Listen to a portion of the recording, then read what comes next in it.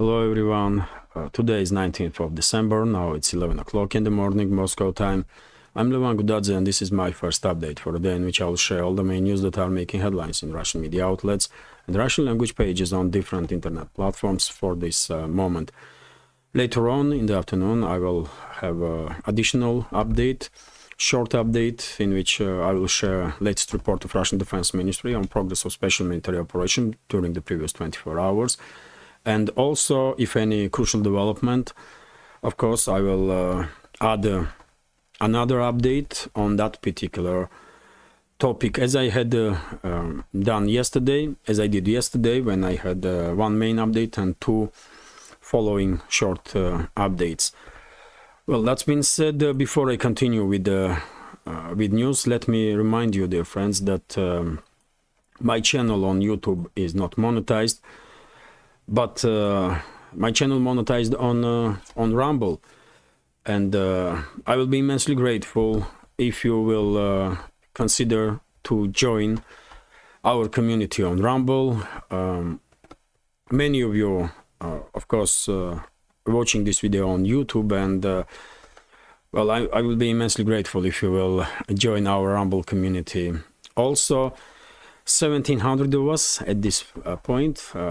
1,750 of us on Rumble, and it will be a great New Year's gift to me personally if we will manage to reach 2,000 level before end of this month, before New Year. And dear friends, to generate additional interest towards my Rumble channel, I do upload on a regular basis exclusive program for Rumble, Telegram reports. I already had 5 episodes of this program on Rumble, in which I share additional volume of information that I do post on my Telegram during the day. And according to comments that I see under this program, Rumble community did find these videos interesting. So I hope it will help me to generate this additional interest. Well, that's been said. You can see link to my Rumble channel under this video in description box or in the pinned comment. That's been said. Let's talk about news now, and well, plenty of news to unpack really, and I will go at least through headlines. But first of all, short summary of the situation on Ukrainian battlefield. According to reports from Russian media and Russian military channels, there was no decisive changes on the line of contact during the previous 12 to 24 hours. Initiative is in Russian hands, and it's Russian forces that are conducting successful local-scale offensive operations all along the front line.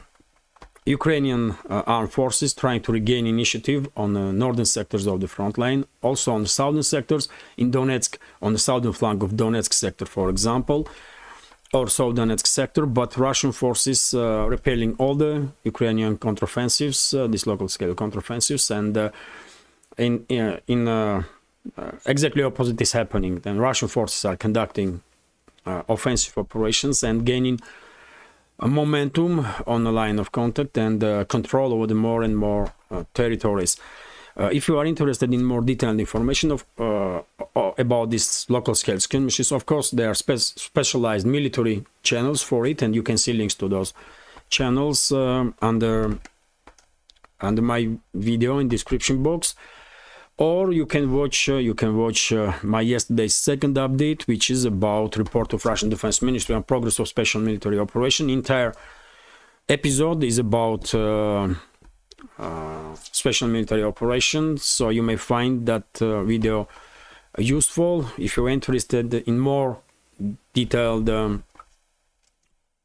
information about situation in Ukraine. So because I have this second updates about special military operation, from now on I will not spend too much time on this map.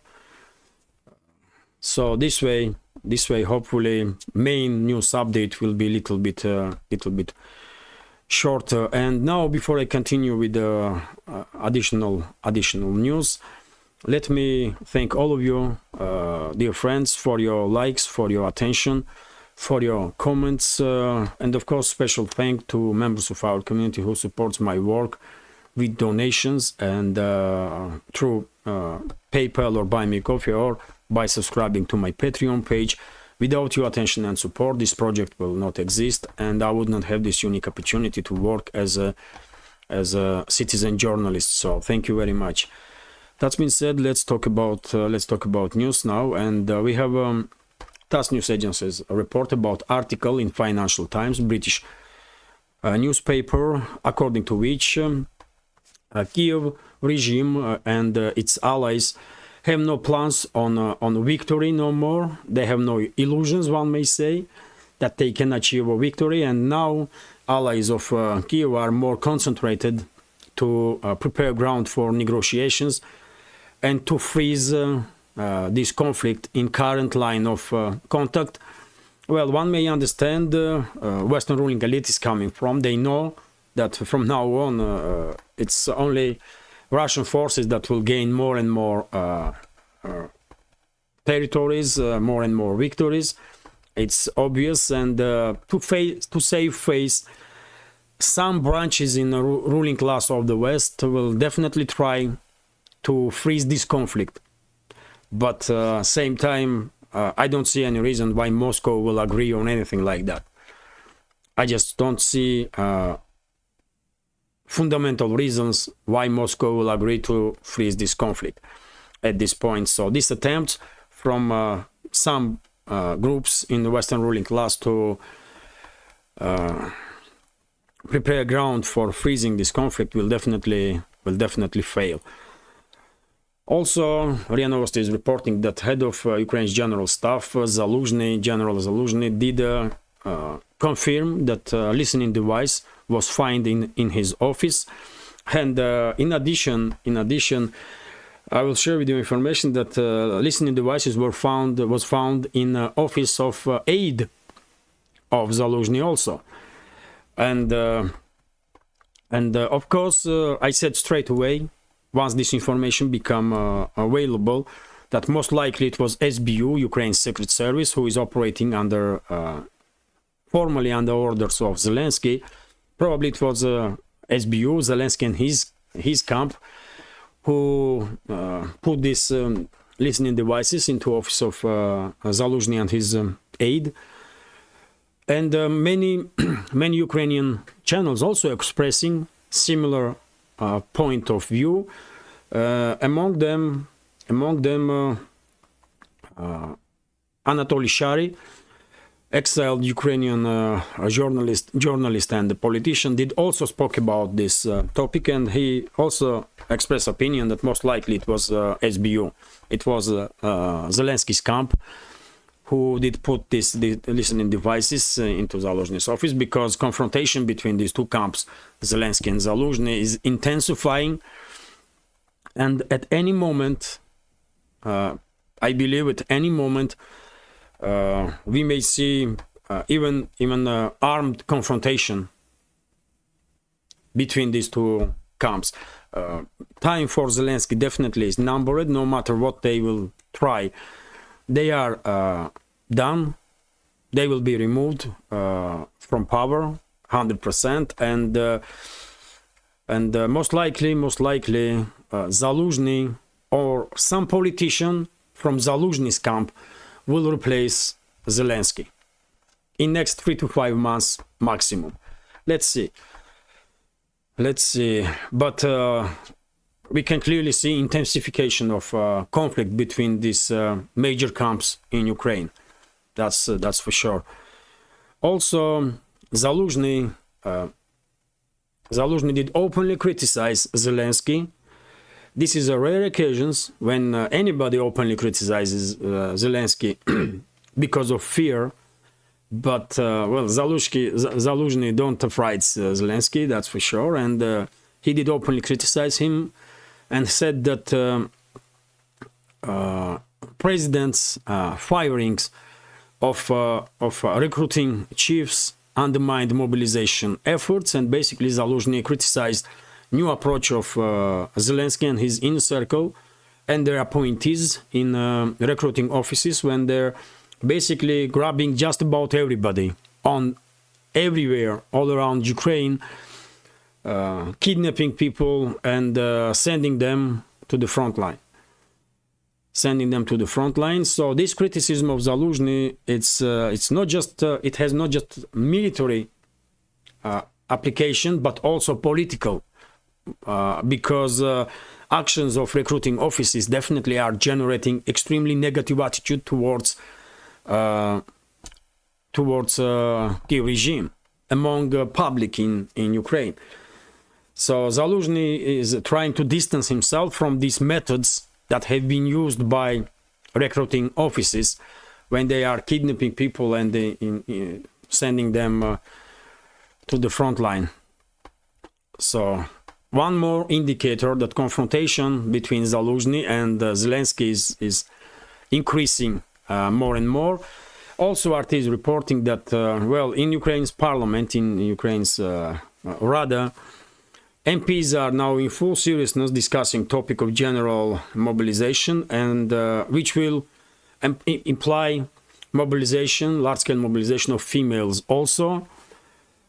Well, this topic has been discussed so many times in last week or two in Ukraine that I guess Zelensky and his inner circle definitely probably are, working on this matter and planning to begin general mobilization, including forceful mobilization of females also. That's how desperate they are. And, well, even if they do understand that chances that they will remain in power are next to none, they will definitely try to hold on to power as much as they can. They already demonstrated it, and therefore it's undoubted that they will sacrifice just about everybody. As long as they are in power, they will sacrifice just about anybody to maintain their own interests, to serve their own interests, and therefore I would not be surprised at all if we will see general mobilization in Ukraine, and not just young and very old males being sent to the front line, but also huge number of females. Zelensky and his associates will at least definitely try. And this topic of mobilization once again indicates how severe issue of manpower in Ukrainian army really is, because people don't want to fight and die for Zelensky and his criminal associates or Western geopolitical agenda. And they are running away. They are hiding from recruiting offices. They are hiding inside Ukraine if they can, or they are trying to flee Ukraine in any way possible. And next information only confirms this, because head of Ukraine's military intelligence, Kirill Budanov, basically did said that despite the statements from majority of people in Ukraine that they are Ukrainians and Ukraine is above all, in reality this very majority don't really see themselves as citizens of Ukraine and someone who has any obligations towards Ukraine, including obligations to die for this country, which is true. Majority of people in Ukraine, first of all, don't see themselves as some separate ethnicity, separate from Russia. They see Ukrainians as a part of Russia, and vast majority in Ukraine see themselves as Russians, not Ukrainians or Ukrainian ethnicity, but Russians. If you conduct social study now, of course, people are afraid and they will say nothing. They all will say that they are Ukrainians and, of course, Ukraine above all, and everyone should fight and die for Ukraine, of course, and Budanov highlighting exactly this point. But when it comes to reality, very same majority don't see themselves as Ukrainians, as citizens of Ukraine, and don't they are trying to avoid a mobilization and as best they can, and not to fight and die for no reason, really, for some criminals in power and their Western masters. So I guess Budanov and some other criminals in power in Ukraine are beginning to come out from this bubble around them, bubble of ideology or informational bubble, from which they see a very different picture about Ukraine, and they are beginning to realize real situation on the ground. And real situation is that vast majority of Ukrainians don't want to fight with their brothers, with Russians. Simple as that. And they definitely don't want to fight and die for Zelensky and his criminal regime or the Western geopolitical agenda. Obvious, isn't it? Let's continue and well, exactly on this topic, dear friends, you may find surprising and also interesting that foreign policy, one of the most influential, according to some experts, one of the most influential media outlets, analytical outlets in the West and US, did a published article of a professor in politics, in politology of Rhode Island University, Nikolai Petro, about Ukraine and about situation of Russian speakers, about situation of Orthodox Christians in Ukraine, about Russian language, which is, well, very surprising because you don't really see these type of articles in Western media outlets that often. You almost never see anything like that. But things are changing. Things are changing in the circles of ruling elites of the West, and I guess these ruling elites are beginning to prepare ground, not just for distancing themselves from Kiev regime, but also to distance themselves from inevitable failure of Kiev regime. And from now on, I believe these type of articles may become regular occasions in the Western media, and most likely in upcoming weeks and months we will probably see many articles in the Western media and possibly reports on Western mainstream TV stations about issue of not just Russian speakers have been suppressed in Ukraine, or Russian language or Orthodox Church, but also there will be programs most likely about influence of Nazis and Nazi ideology in Ukraine, and how bad situation really is, and how damaging for Ukraine and Ukraine's struggle, or for relationships between Ukraine and the Western capitals was these Nazi elements and Nazi influence in Ukraine, so that you will see that Western ruling elites, through their propaganda outlets, will just trash Ukraine full on. And this way, they will justify not just distance, not just the fact that they will distance themselves from this mess that they create in Ukraine, but also they will make no big deal from fail of Kiev regime. That's how it's gonna be in my understanding. But now let me share with you some more information about this particular article. I did translate this news, so let me read it if I may. For majority of our community, of course, it's gonna be nothing new, because I did spoke about these topics and write about it on my Telegram and report about it many times.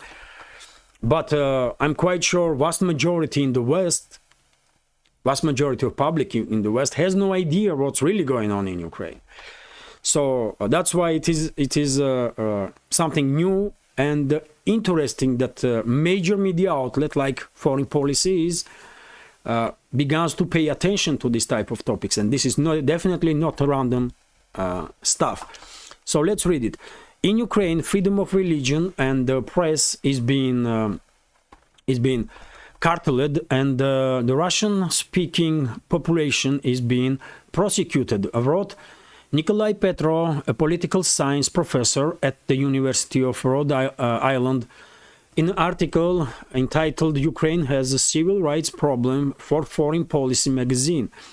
According to author, in the post-Soviet Republic in the Ukraine, Russians are not considered the indigenous population of the country or even a national minority, so they cannot count on protection of their cultural heritage or language, which contradicts the 10th article of the country's constitution. Recently, the percentage of Ukrainians who call themselves and the Russians one people has fallen sharply, which is not surprising. Everybody is afraid in Ukraine, and if you conduct social study now, of course, vast majority will say that they have nothing to do with Russia. They may not even speak Russian, and they will try to speak in broken Ukrainian, because people are afraid. People are afraid, and the situation is really devastating in Ukraine in all regards. So, of course, vast majority, if you conduct survey, will say that them and Russians are not close people, are different, or stuff like that, which is quite understandable, yet again, because of the fear. Although in reality, vast majority of Ukrainians, of course, think that Ukrainians and Russians are brothers, because it is, man. It's a same world. It's the same Russian world, multicultural, multi-ethnic Russian world, and Ukrainians definitely are part of this world, undoubtedly. But let's continue. At the same time, the number of those who observe systematic discrimination against Russian speakers in Ukraine has increased, the professor noted, citing surveys conducted. The tensions surrounding minority rights will only worsen further after the end of conflict. I would not say that, because once this conflict will end, vast majority of Ukraine will become under Russian control. Only western regions of Ukraine most likely become under control of collective West or Western neighbors of the Ukraine. And on territories which will be controlled by Russia, rights of everybody will be protected, for sure. All ethnic, religious minorities, like it is in Crimea. So people do have example. Let's continue. Since the beginning of conflict, religious freedoms in Ukraine has taken a turn for the worse for groups associated even symbolically with Russia. Thus, the Ukraine's Orthodox Church, which in Kiev is considered an agent of Russian influence, took the most serious blow in this prosecution. The political scientists emphasized, and of course all of you know, dear friends, that majority of you at least, that these neo-Nazis in Kiev regime basically authorized attacks on Ukraine's Orthodox Church. Many churches have been burned down and destroyed and attacked, and these criminals created their own some so-called church, which is not recognized with majority by majority Orthodox churches. Only Greek Orthodox Church recognize these Ukrainian criminals that call themselves like New Church or something like that. I don't even know what they call themselves, and I don't care. They committed unforgivable sin by religion standards. So, you know, I don't even want to talk about them, but of course, many of you know about these attacks on churches, Orthodox churches of Ukraine's Orthodox Church, which is a sister church to Russian Orthodox Church and associated, of course, with Russian Orthodox Church. All Orthodox churches, yet again, with the exception of Greek Orthodox Church, we talk a very different direction. Unfortunately, all other Orthodox churches are very close to each other, obviously. And well, so this professor is absolutely correct. Orthodox Christians have been severely prosecuted in Ukraine, and churches have been destroyed, churches of Ukraine's Orthodox Church. And Petro, professor, saw a similar trend in the situation with the press freedom in Ukraine. And according to him, council created in March by Kiev regime can now study the content of all local media before publication and ban what it considers a threat to the nation and issue mandatory directives. And of course, this council will consider threat any information that is not in favor, not favorable for Zelensky and his criminal associates, isn't it? That's what is happening, and that's why there is no freedom of speech in Ukraine, and there is no basic human rights protected in Ukraine, and there is no democracy, or not even close to democracy system that is being created in Ukraine. What democracy are you talking about? It's a total tyranny of neo-Nazi criminals, and that's it, really. Neo-Nazi criminals and basically their Western masters who are using Ukraine to achieve some geopolitical goals. But, well, article itself, these small fragments, well, definitely highlights situation in Ukraine, and well, as I said in the beginning, fact itself that foreign policy did publish this type of article can be seen only as an indicator that Western ruling class begin not just preparing ground, not just to justify their distance from Kiev regime, but also inevitable failure of Kiev regime, because they will always have opportunity to say, you know what, they failed because they were acting wrong. There was a huge influence of Nazis, and you're gonna see many articles about Nazis in Ukraine in upcoming weeks and months. I'm quite sure about it. They will say there was an issue of Nazis, issue of basic human rights. Kiev regime was acting inhumanely towards Russian speakers and other ethnic minorities. There was a huge corruption, and therefore Kiev regime failed, and for good. That's how Western ruling elites will try to, come out from this situation. And ground have been prepared for that. And this article exactly part of it, because I will never believe that foreign policy published article, this type of article, randomly. This type of stuff is not happening, man. Not in the West. Anyway, let's continue. RIA Novosti is reporting that John Kirby, official representative of White House, basically officially confirmed that Washington is operating with double standards, because he said that the Israeli government is not intentionally operating, not intentionally killing civilians, and not conducting military operations to harm civilians at all. According to Kirby, Israeli government and the IDF does everything possible, humanly possible, to save as many civilians as possible. And same time, Kirby did not forget to mention Russia, and he said that in opposite side, Russian militaries are acting very differently, and they are directly targeting civilians, according to Kirby. So I mean, come on, man. At this point, no one can take seriously anything that comes out from Washington. I mean, for sure. In 2 years' time, in almost 2 years' time that since special military operation began, according to UN, as a result of intense clashes, high intensity of conflict between Russian and Ukrainian forces, unfortunately and tragically, 10 to 14,000 civilians died in Ukraine, which is tragedy, of course.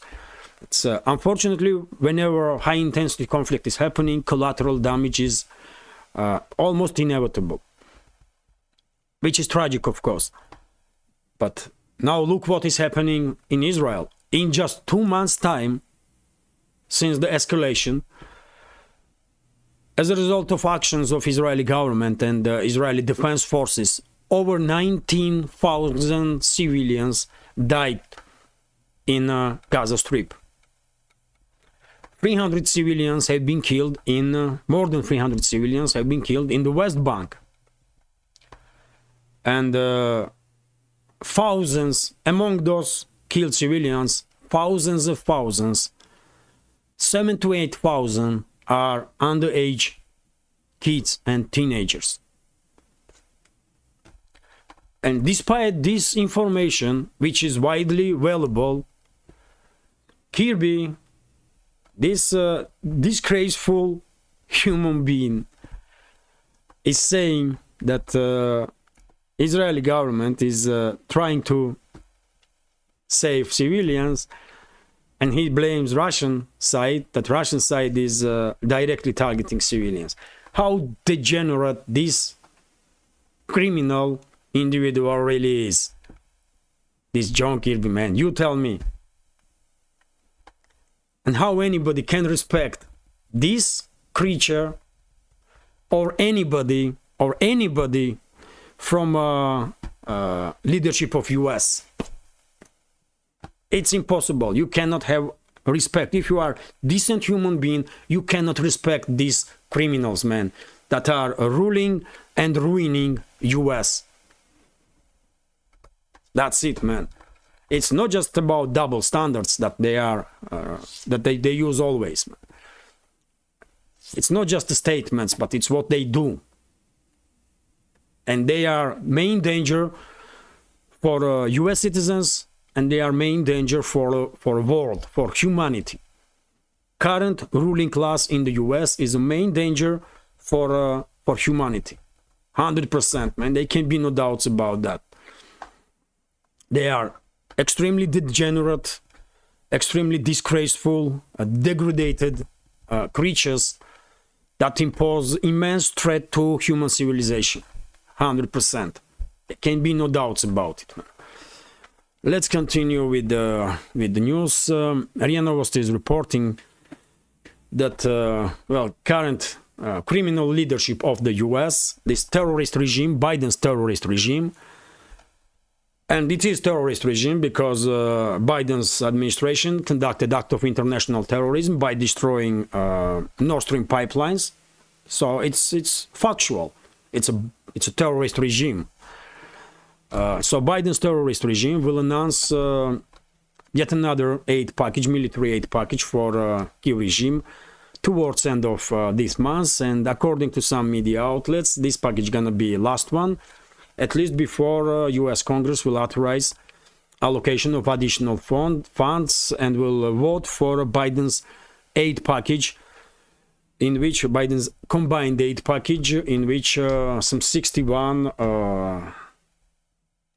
billion supposed to go to Kyiv regime, 14 billion to Israel, 10 billion to Taiwan, and some additional funds to border security in US itself.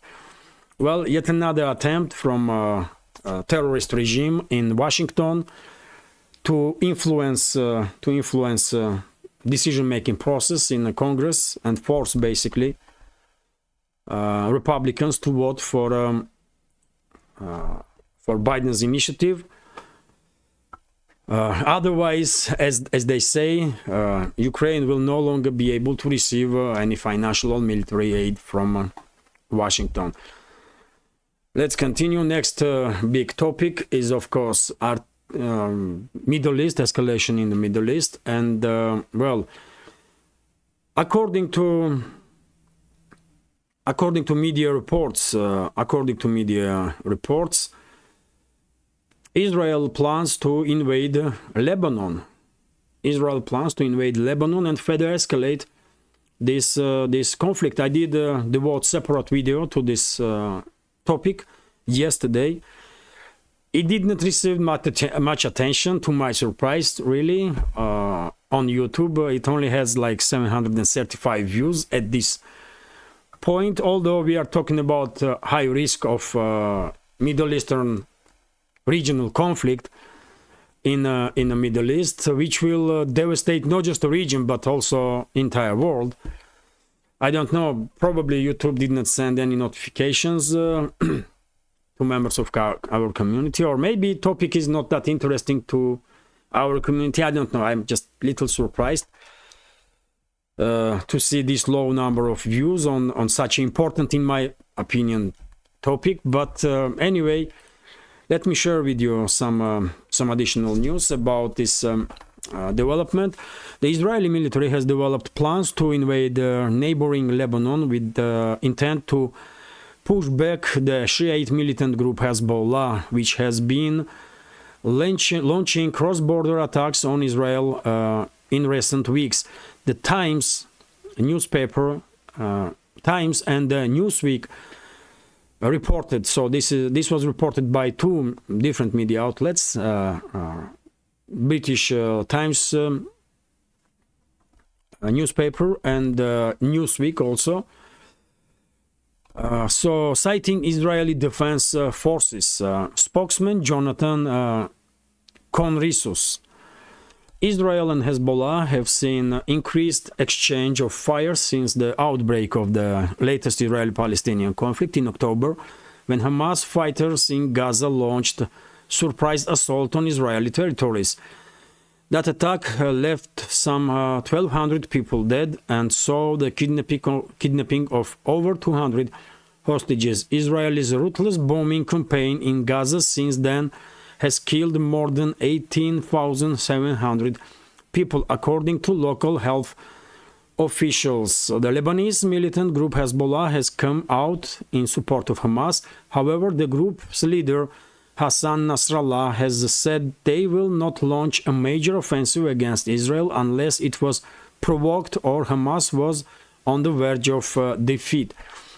So, well, topic is very important in my understanding, because I said many times that Western ruling class may use this escalation in the Middle East between Israel and Palestine to provoke a larger conflict, first between Israel and Hezbollah, Lebanese Hezbollah, and then between Israel and Iran. US, not just US, but I will say Western ruling elites will be happy to provoke conflict between Iran and Saudi Arabia, for example. But lately, these two countries did manage, with active participation of China, did manage to re-engage diplomatically and to normalize relations. So risks that Western ruling elites will succeed to provoke conflict between Saudi Arabia and Iran are minimal, although risk that Israel may strike Iran is quite high. And the ruling elites of the West may definitely try to use this escalation between Israel and Palestine to, as I said, to create full-scale confrontation between Israel and Lebanon first, and then between Israel and Iran. And if that's the case, then of course US and other NATO member states will also most likely will get involved, and it will devastate not just the region of Middle East but the entire world, because I remind you, dear friends, that Persian Gulf and Hormuz Strait, this strait here, one of the major shipping routes from which world is receiving on daily basis at least 10 to 15 million barrels of oil per day and millions of cubic meters of liquefied natural gas. And well, Western ruling elites may provoke this conflict exactly intend to shut down shipping in the Persian Gulf and through Hormuz Strait, which will be a very serious issue for China. For China, because China is a major buyer of energy sources from this region, from Middle East. And by provoking regional conflict and disturbing shipping through, or blocking shipping basically through Persian Gulf and Hormuz Strait, Western ruling elites will try to cut off China from Middle Eastern energy sources and devastate Chinese economy. And it definitely be devastation, because if world's energy market will lose oil and gas from oil and LNG or liquefied natural gas from Middle East, I don't think other major oil and gas producer nations in the world will be able to compensate for such a huge volume that will be in deficit on the world market. And many countries worldwide, of course, will be devastated with the shortages of fuel, in this case, with high increase in inflation and so on. But Western ruling class don't really cares about it. Main goal for them is to damage China somehow. And of course, this type of development will be immense hit on Chinese economy, at least for the time being, before China will manage to diversify its economy and meanwhile significantly increase its import of energy from Russia and, let's say, Kazakhstan, who is also a major oil producing country in Central Asia, former Soviet Republic. So that's why I think this topic is very important. Topic that Israel may provoke full-scale confrontation with the Lebanon, and then the Western ruling class may further escalate and provoke conflict with Iran also. And that's why I was kind of surprised that this video, it's only 10 minutes. This video was not really find any significant interest among members of our community. But it is what it is, man. Let's continue. One may hope that there will be no large-scale escalation in the Middle East, but risk is quite high. After all, Israeli officials openly are talking about this topic. Openly. But anyway, let's continue. RIA Novosti is reporting that according to official data from Israel, since the ground operation of Israeli army began in the Gaza Strip, they lost 131 military personnel killed, and I believe over 400 or 500 Israeli soldiers were wounded. And this is since the beginning of ground operation. Number of killed Israeli soldiers are over 400 if we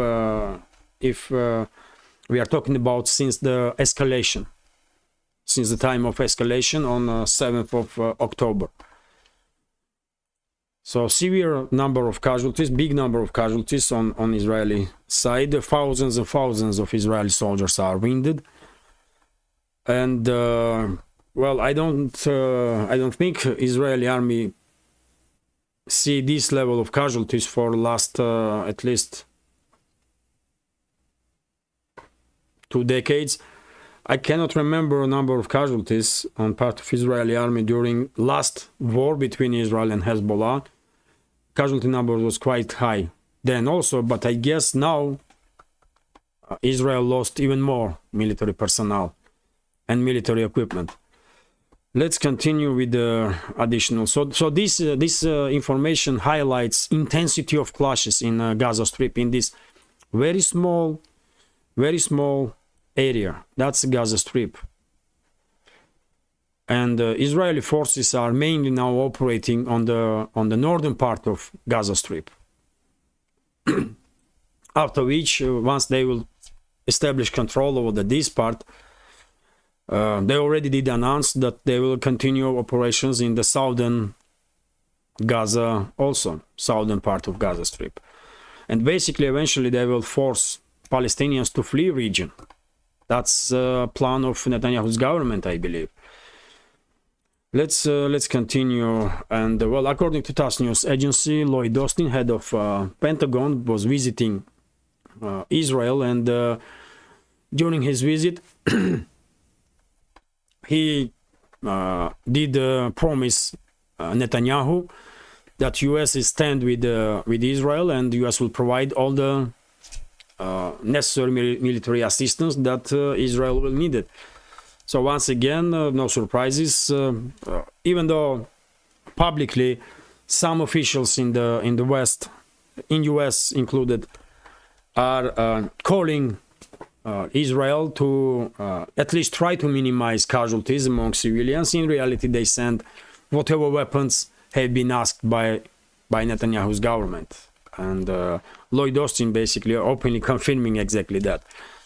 Also interesting news that Pentagon launches operation to protect prosperity. That's according to them.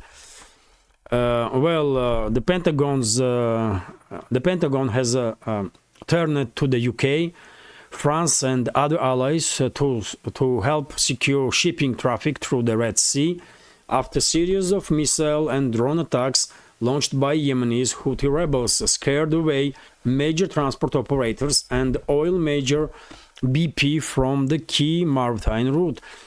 U.S. Secretary of Defense Lloyd Austin announced the coalition's initiative on Monday, saying Operation Prosperity Guardian would work to ensure freedom of navigation through the Red Sea and the Gulf of Aden. This is an international challenge that demands collective action, he said in a statement, adding that the group would boost regional security and prosperity. Other members of the coalition include Canada, Norway, Bahrain, Italy, the Netherlands, Spain, and Seychelles. Well, everybody probably was expecting that US and other NATO member states will begin their military operations in the Red Sea to somehow protect this maritime route from Houthi rebels. I'm afraid it's only a matter of time now when this coalition will begin their military operations against Yemen itself. They will begin bombing Yemen. I have no doubts about it, and that's why I was saying that Houthi rebels should reconsider their actions, because what they will do with these strikes on ships in the Red Sea, they will just provoke military strikes on Yemen, and I don't think Yemeni people do need another bloody war now. They just reach a peace agreement inside the Yemen to stop hostilities and to stop this internal civil war, with participation, by the way, of UAE and Saudi Arabia, and on part of northern Yemen and Iran, who were in support of Houthi rebels that are operating mainly on the southern part of Yemen. And it will be devastating for Yemenis, of course, if now US and its allies will begin bombing and shelling Yemen because of the actions of Houthis. That's why whenever I was talking about this topic, I was saying that Iran has to get involved in this situation and basically use all its influence on Houthi rebels to persuade them to stop striking these ships, the civilian ships in the Red Sea, man. This is not normal. This is just not normal, man. What are they doing? Who knows?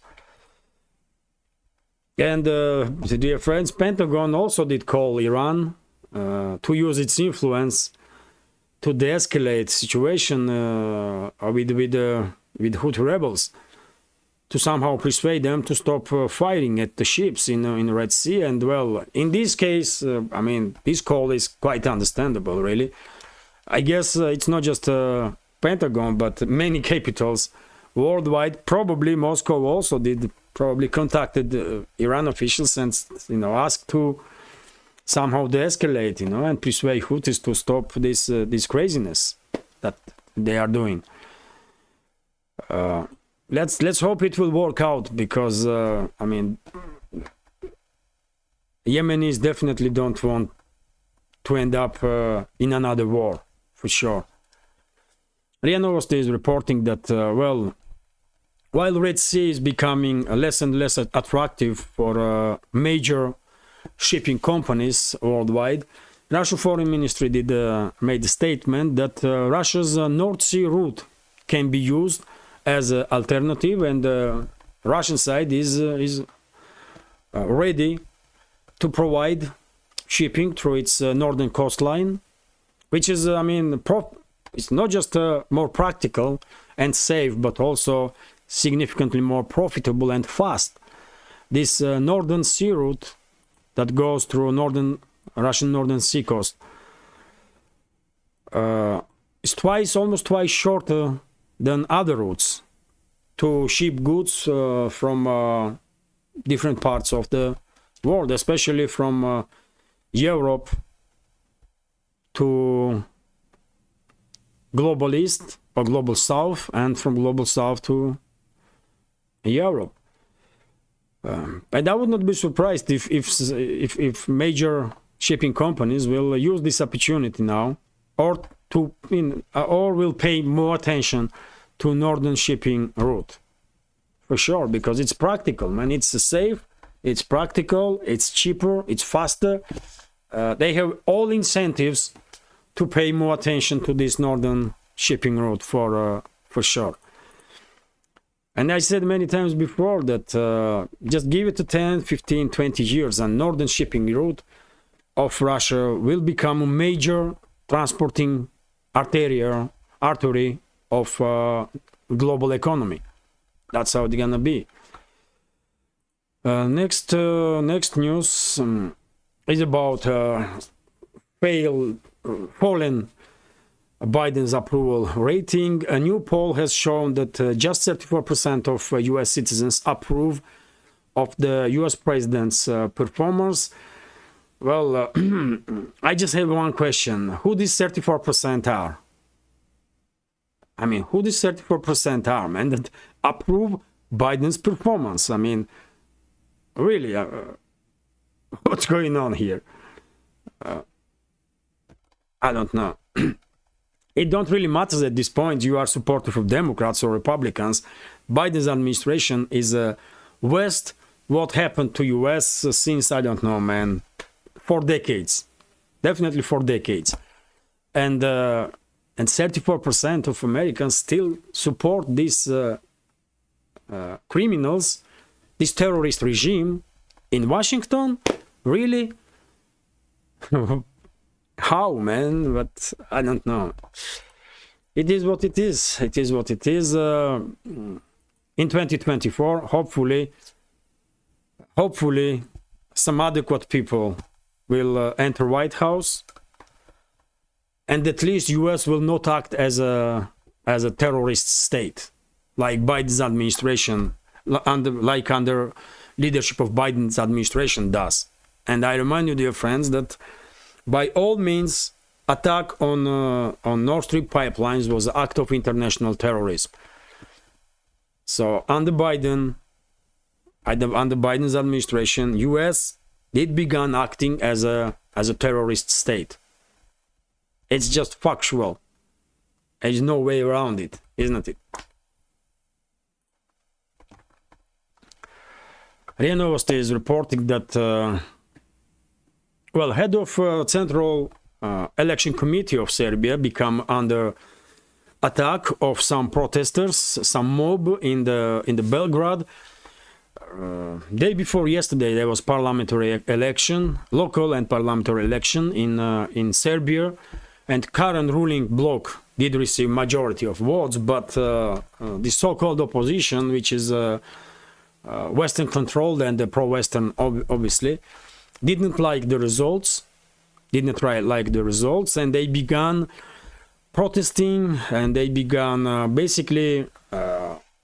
provoking destabilization in Serbia, and acting in a classical way of color revolutions.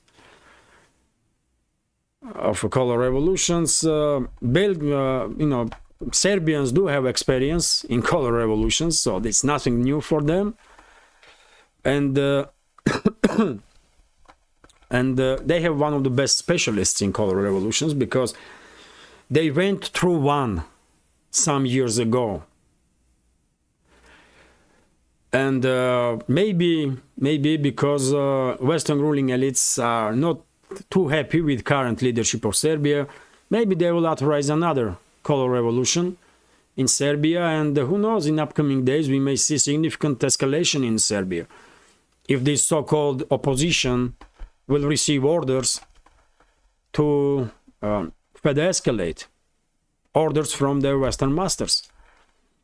So let's see. I will monitor the situation, of course, and whenever interesting news will be available, I will share it on next updates and on my Telegram. And also quite interesting news that Afghanistan's poppy supply on the global market has plummeted 95% since last year's cultivation ban, data shows.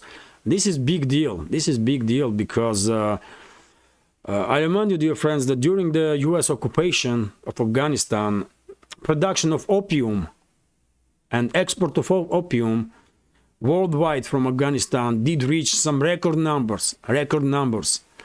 And just in a year's time, since Taliban take over Afghanistan, opium production dropped 95%.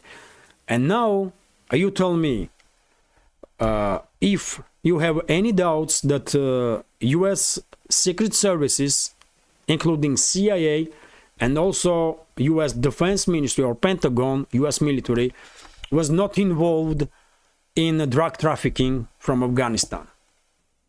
Can you have any doubts that under US occupations it was CIA, US CIA and the Pentagon that was heavily involved in drug trafficking from Afghanistan? Of course they were. It's too obvious. It's too obvious, isn't it? But let me share with you some numbers here. Opium poppy production, and from opium, of course, all of you know, heroin are made from opium. And US is experiencing heroin epidemic for how many years now? Maybe exactly since US occupation of Afghanistan, when this issue of heroin became immensely devastating for US.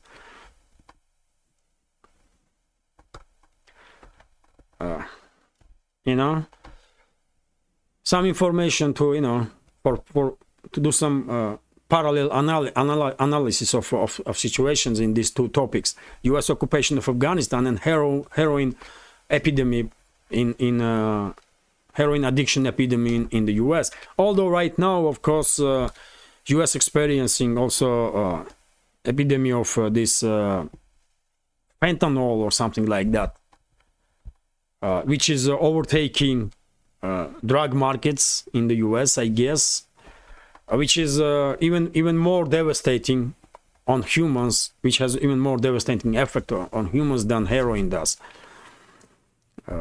And I guess US Secret Services are involved in that case also. Undoubtedly, man, undoubtedly. Let's continue. So, opium poppy production in Afghanistan, once the world's top supplier, has plummeted since the Taliban outlawed civilian cultivation of the crop last year. A United Nations Office on Drugs and Crime reports shows. According to the publication, opium output declined throughout the country from 233,000 hectares in 2022 to just 11,000 hectares in 2023, 10,800 hectares in 2023. The nation's global opium supply has shrunk by 95% to 333 tons, which many farmers having switched to growing wheats. So many farmers now are growing some other cultures like wheat, because this production of this puppy is banned. And now Myanmar is becoming next major exporter of opium and heroin, as I understand. I believe it's Myanmar. So quite interesting news, isn't it? Ones that definitely, at least indirectly, confirms that during the U.S. occupation in Afghanistan, U.S. Secret Services and militaries were actively involved in drug trafficking, actively, because in just 1 year of Taliban's governance, production of opium decreased 95%. So how you can explain that? Anyway, let's continue. RIA Novosti is reporting that Prime Minister of Niger did make statement that current leadership of Niger seeks to further improve relationships with Russia and develop further, combine some projects in economy, further increase cooperation in military and technological sphere, which is great. Which is great. Niger is sending out or getting rid of influence of France and looking for friends worldwide. And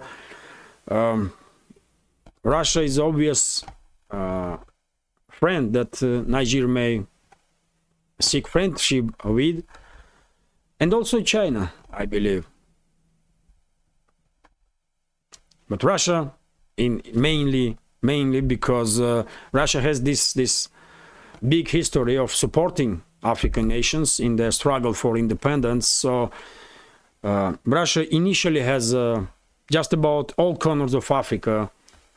Initially has love and respect among African nations, and it's easier for governments of African nations to further develop relationships with Russia, improve relationships with Russia, because Russia is not seen in Africa as a colonizing state or empire that will take all their goods and stuff like that, like European states did, Western European states, let's say. So it's great news. If leadership of Niger is interested to further develop relationships with Russia. It will benefit both countries, of course. Also, well, some news about economical developments. How long is this update? It's over an hour, man. I was hoping to see some, I don't know, man, 40-45 minutes. It's more than an hour already. Okay, just few news left. So yes, EU did approve 12 package of sanctions against Russia, and in this package, diamonds, Russian diamonds will be banned in Europe. So expect increasing prices worldwide, and especially in the EU, on some jewelry with the diamonds and stuff. Of course, Russia will find customers for its diamonds without Europe also, or without Western collective West. RIA Novosti is reporting also that according to head of Russian Parliament, State Duma, Vyacheslav Volodin, after 12 sanctions package from EU, overall number of sanctions on Russia will reach 18,772. 18,772 sanctions have been imposed on Russia by collective West and Western ruling class. Unbelievable, man. Russia is the most sanctioned country by far in this world. And Volodin basically was ironizing that, well, formally sanctions have been imposed on Russia by Western ruling class, but in reality, it's citizens of Western states that are struggling. Exactly because of these sanctions and because of the deterioration of economical partnership between Russia and the West, and he is correct, man. He is correct. These sanctions do no good for citizens of the Western states, or in this particular case for citizens of Europe. But what you gonna do? What you gonna do, man? It's a matter of European societies to fight for their rights and to regain at least some influence over the political processes in their countries. You know, RIA Novosti is reporting that Bulgaria have changed mind on Russian gas tax. Just recently, about 3-4 weeks ago, sorry, a leadership of Bulgaria made decision to increase tax for transit of Russian gas through Bulgaria. And well, some European states did not receive this kindly, especially Hungary. And just a few days ago, Budapest basically made ultimatum to Sofia that if Bulgaria will not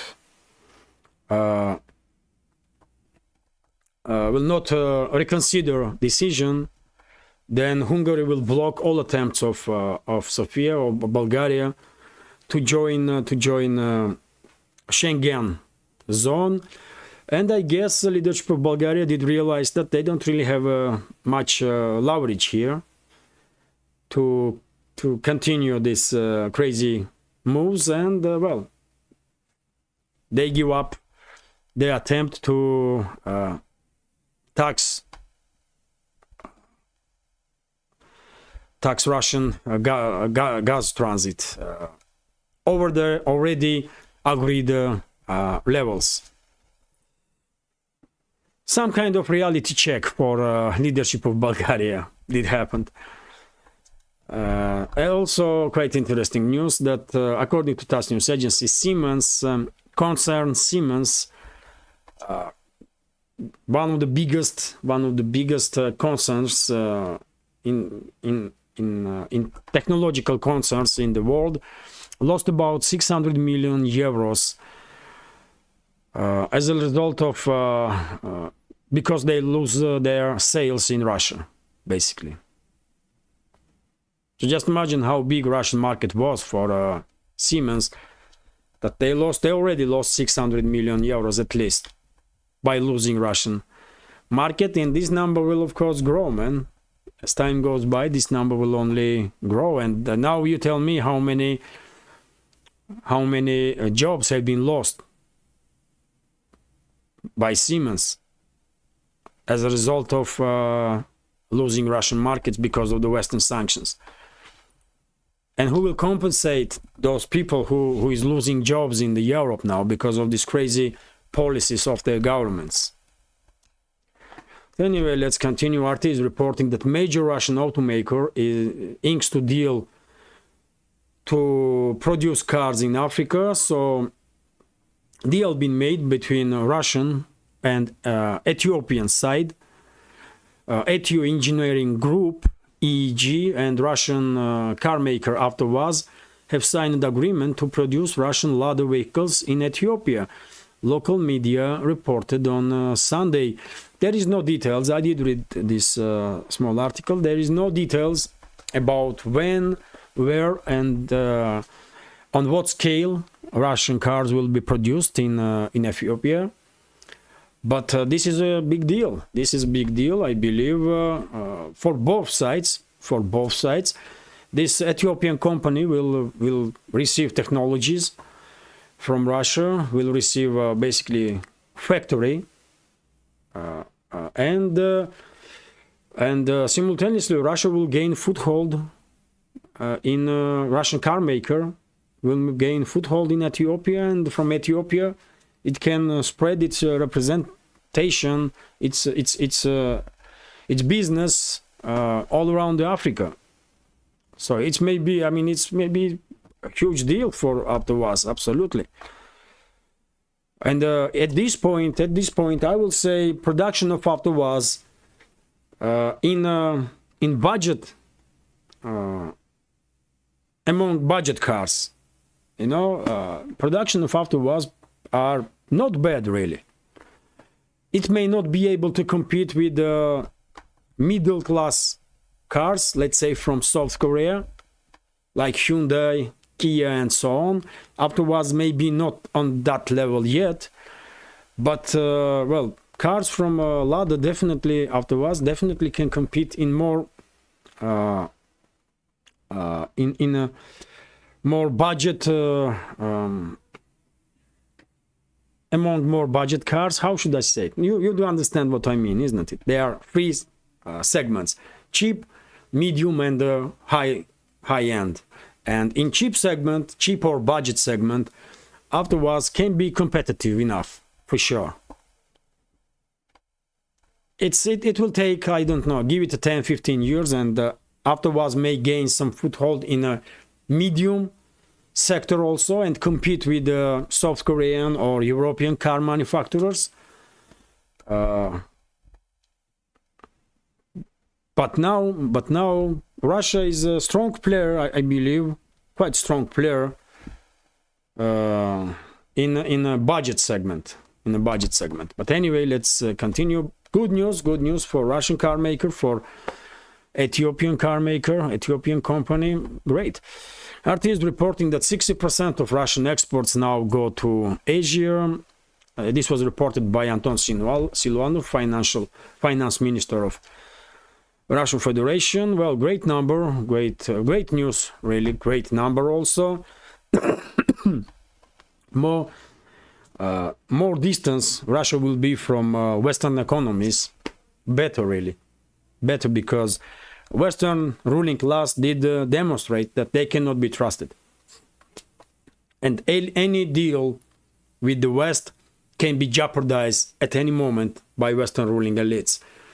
So for safety and security of Russian strategic interests and Russian economy, of course, it's better to, you know, maintain some level of cooperation here and there, but mainly to stay away from Western markets, from Western system, it all. I mean, and concentrate on the rest of the world, because it's much safe and secure, and it has much more potential also. Western collective West cannot be trusted ever again. That's it. Western ruling elites destroy reputation of the Western states forever. This level of reputational damage is irretrievable. They cannot do nothing now to regain, lost positions or reputation. It cannot be done.